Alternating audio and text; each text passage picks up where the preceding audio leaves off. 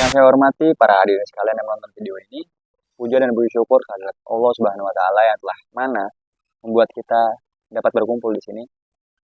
Sehingga dalam kesempatan kali ini, marilah kita curahkan sholawat serta salam kepada Nabi kita, Nabi Muhammad Shallallahu Alaihi Wasallam, keluarga dan sahabatnya dan para kita seluruh umatnya. Hadirin yang berbahagia, pada kesempatan yang berharga ini, mari kita sama-sama merenungkan tentang sebuah konsep kehidupan yang sangat fundamental dalam kehidupan manusia ini, yaitu kekuasaan.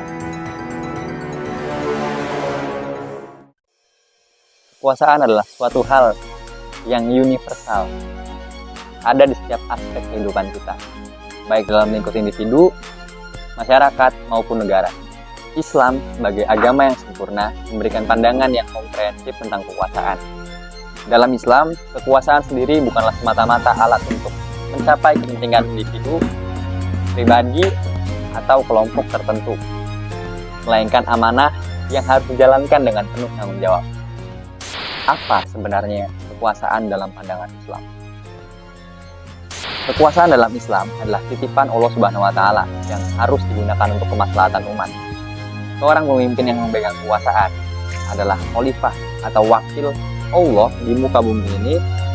Dia memiliki tanggung jawab yang besar untuk memimpin rakyatnya untuk kebaikan dan kebajikan, kesejahteraan untuk kita bersama. Prinsip-prinsip kekuasaan dalam Islam antara lain. Yang pertama, ada kekuasaan berasal dari Allah. Karena apa? Segala kekuasaan yang ada di dunia ini berasal dari Allah Subhanahu wa taala.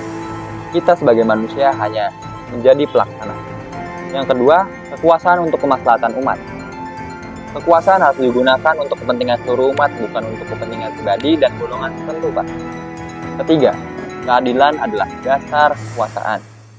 Seorang pemimpin harus menegakkan keadilan dalam segala hal. Yang keempat, ada musyawarah dan demokrasi. Islam sendiri menganjurkan kita untuk selalu bermusyawarah dalam segala bentuk pengambilan keputusan. Yang kelima, ada akuntabilitas. Pemimpin harus bertanggung jawab atas segala tindakannya. Mengapa kekuasaan sering disalahgunakan? Oke, masuk ke situ. Salah satu masalah yang terjadi dan sering terjadi adalah penyalahgunaan kekuasaan. Hal ini bisa terjadi karena berbagai faktor. Seperti yang pertama adalah lupa diri. Para pemimpin lupa diri. Pemimpin lupa bahwa kekuasaan adalah titipan dari Gusti Allah Subhanahu wa taala. Yang kedua, ambisi pribadi. Pemimpin lebih mementingkan kepentingan pribadi daripada kepentingan bersama atau kepentingan umat. Yang ketiga, ada tidak adanya kontrol. Tidak adanya mekanisme pengawasan yang efektif dari berbagai lembaga yang ada di atasnya maupun bagaimana cara mencegah penyalahgunaan kekuasaan? Oke, untuk mencegah penyalahgunaan kekuasaan, kita perlu pertama meningkatkan kesadaran daripada masyarakat sendiri tentang pentingnya memilih pemimpin dan kepemimpinan yang baik dari pemimpin tersebut. Yang kedua, menerapkan sistem pengawasan.